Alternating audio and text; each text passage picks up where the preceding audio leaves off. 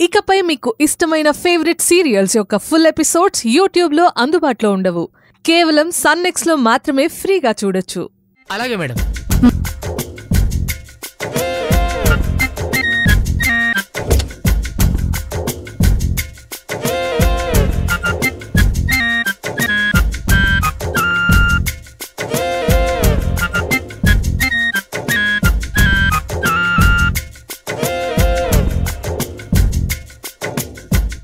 ఈ గుళ్ళోవాడు ఎక్కడుంటాడో?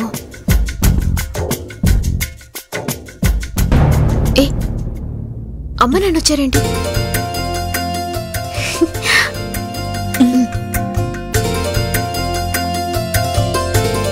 నాన్నా ఊరి నుండి ఎప్పుడొచ్చారు? పొద్దున్నే వచ్చానమ్మా. పిల్లివారింట్లో అందరూ ఎలా ఉన్నారు? బాగున్నారు బాబాయ్. నాకు అన్నీ తెలుసమ్మా. సంపంగి రాలేదా బాబాయ్ గారు? ఏమండి అర్చన చేద్దాం రండి. నువ్వు వెళ్ళి ఆ ఏర్పాట్లు చూస్తుంటే నేను వస్తాను. అది నువ్వు వెళ్ళు చెప్తాను. అమ్మ మల్లిక, నువ్వేమీ తప్పుగా అనుకోవద్దు. కోమలితో కొంచెం పర్సనల్ గా మాట్లాడాలి. రామ్మా.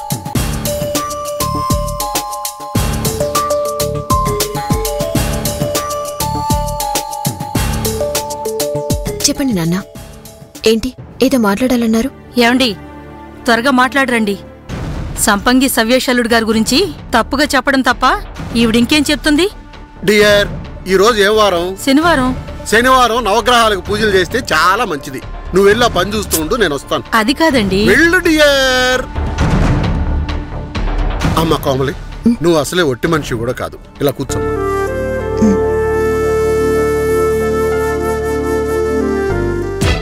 వీడెక్కడున్నాడో తెలియట్లేదే. ఫోన్ చేస్తే ఇలా ఉంటుంది. వద్దులే, వాడే చేస్తాడు. అమ్మా, సంపంగి సంగతి వదిలే. దాని విషయం మనకు తెలిసిందే.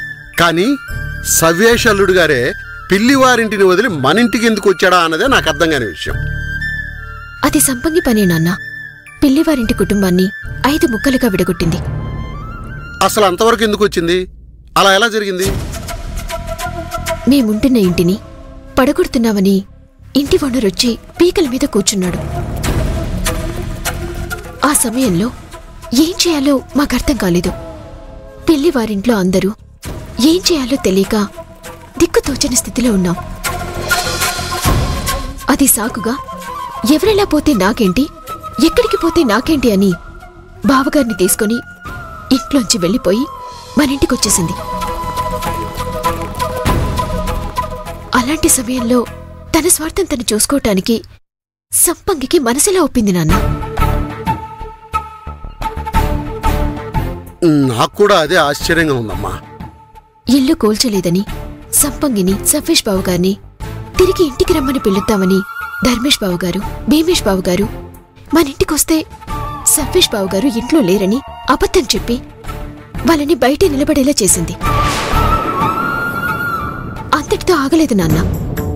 రేవతక్కకి ఫోన్ చేసి, ఇద్దరు బిచ్చగాళ్ళు మా ఇంటి ముందు నిలబడున్నారు, ఇంకొకసారి ఇక్కడికొస్తే మర్యాదగా ఉండదని చెప్పింది. ఇందులో సంపంగి మాత్రమే కాదమ్మా, మీ అమ్మ కూడా ఒక పాత్రధారే. నువ్వేం బాధపడకు, అంతా నేను చూసుకుంటానుగా. నువ్వేడవకమ్మా. నీ కంట్లో నుంచి కన్నీళ్లు గారితే అది పిల్లివారింటికే అనర్థం. చూసావా, గంట కూడా మోగింది అంటే దేవుడు మాట కూడా నా మాటే అని. ఓసారి కాల్ చేసి చూద్దాం.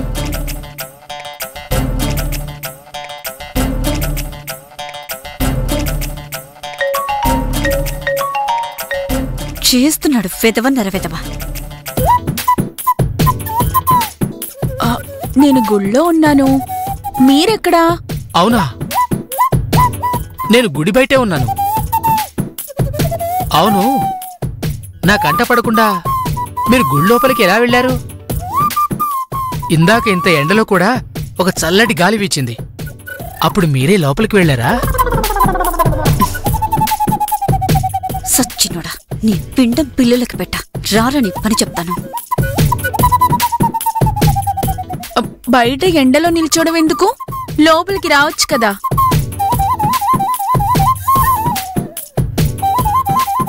ఈ అమ్మాయి మాటలతోనే మనసుని గిల్లేస్తుంది. ఈయా!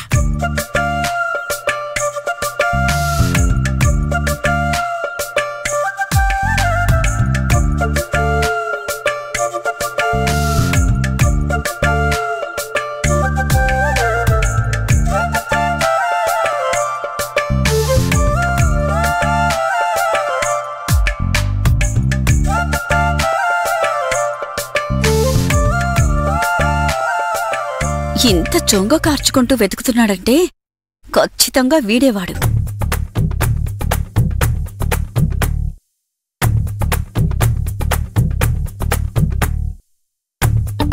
ఈ చిలక ఎక్కడుంది? గోరింక ఎదురు చూస్తుంటుందని తెలుసు కదా.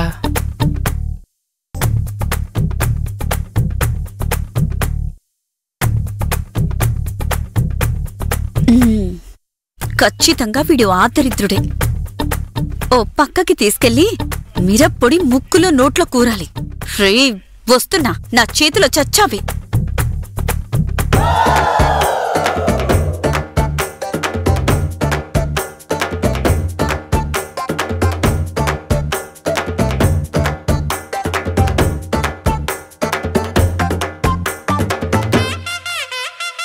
రాజు, వెళ్ళి మీ సార్ని పిలుచుకునిరా.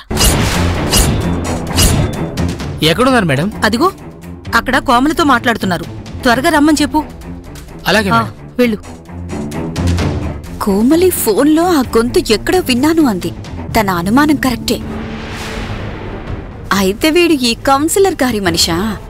అంటే వీడి చేత పోలీసులకి ఫోన్ చేయించి ధర్మేష్ బాబు మీద నెట్టించింది ఈవిడే అయ్యుంటుంది.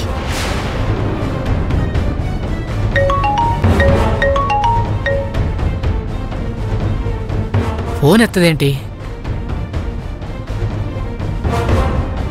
రాజు, ఆయనేరి? సార్ కోసం ఎత్తుకుతున్నాను మేడం. అదిగో ఆ పక్కనున్నారు. పంచాయతీ ఆపి త్వరగా పూజకి రమ్మని చెప్పు. అలాగే మేడం. వెళ్ళు.